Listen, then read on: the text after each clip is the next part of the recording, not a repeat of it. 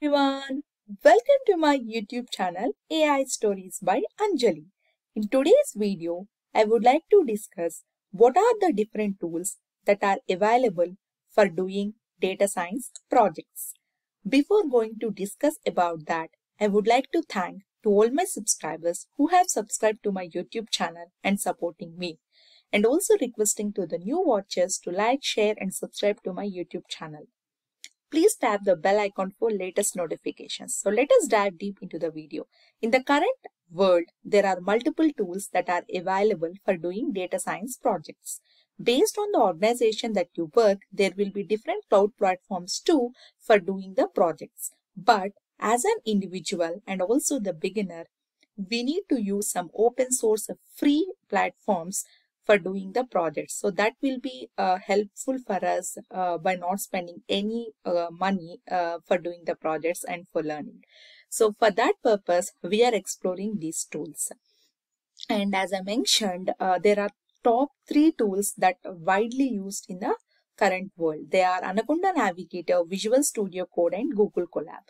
Anaconda Navigator is the best and easy platform that you can write code and also build different machine learning models by taking a simple data set.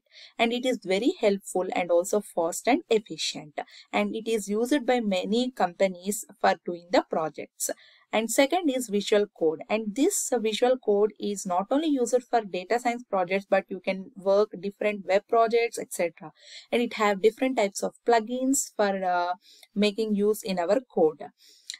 Coming to the third, that is Google Colab. It is a fast and efficient platform for doing data science projects, I could say, because as you know, Google is a famous company and Google supports different libraries.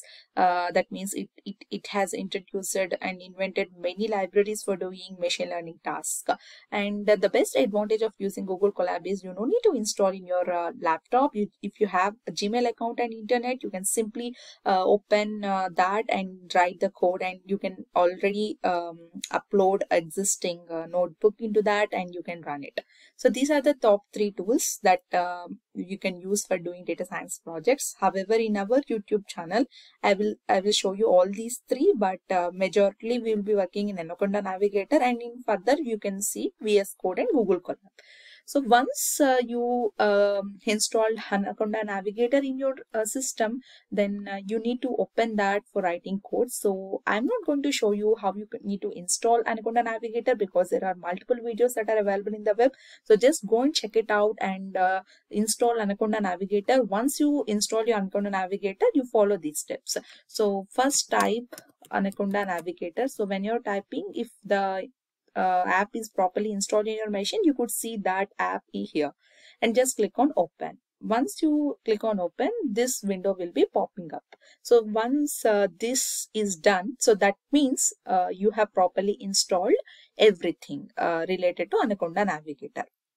So this is the multiple services that are providing by Anaconda Navigator. So they are Dataspell, Anaconda Notebooks, Jupyter Lab, etc.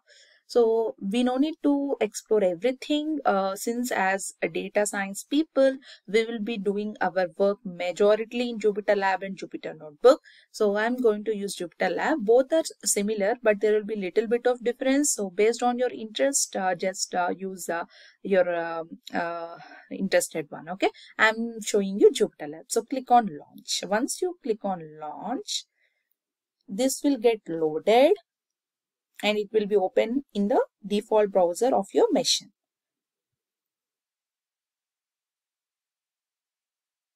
Yes, so this is the entire interface of Jupyter Lab that you can see in my screen. So you can able to view different folders which are present in your desktop and which are present in your system, etc. So how you can use this thing? Okay, so just click on this new Python and the file will be pop it up. Okay, and just rename the file with your project name or any relevant name. Okay, already I have created one file, so I'm just opening that is sample. So this is the cell that you need to write the code. So if you want to write the code, then you need to select as code. Suppose if you want to write a markdown, you need to select the markdown. So markdown means you can write text, etc. And these hashes are the syntax that you need to use for markdown. If there is one hash, that means the size is big. So I will show you. Wait. Yes, so this is big, and you can type multiple hashes so that the size will reduce. So there will be 6 headings, h1 to h6. So based on the hash, the sizes will get modified. Okay. And how you can run the code in Jupyter Lab? Just you need to click the control plus enter. Okay, and suppose if you want to run as well as create a new cell, then you need to write shift enter. Okay, shift enter is for creating the new cell as well as running the existing cell, and control enter is just to run the existing cell. So these two are the shortcuts. Please remember this. It will be very helpful when you're running and doing the projects. And here you can select code and markdown based on the type of thing that you're working. If you're writing code, select code, and if you want to write the text or heading, keep the heading, then you can use markdown. And there is multiple run times kernel that you need to restore. That means each time when you started, there will be a fresh kernel that will be refreshed every time. So just click on kernel, and if you want, suppose if it is taking so much of time, or if anything struck it out, just you can restart the kernel, and if you want to stop the existing cell, then interrupt the kernel. So these are some shortcuts that you can use for doing the projects. Okay.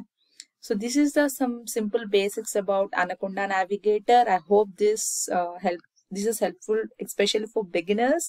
So those who have already experienced this Anaconda Navigator, you can just skip this video. But those who are beginners and who don't know anything about data science and who are pretty new to start, just you can learn all these things and make sure to install properly Anaconda Navigator in your system. And from next week, you will be seeing a couple of projects that we have discussed earlier, which are similar to the theoretical concepts that we learned. Okay. Thank you so much for watching the video. Thank you.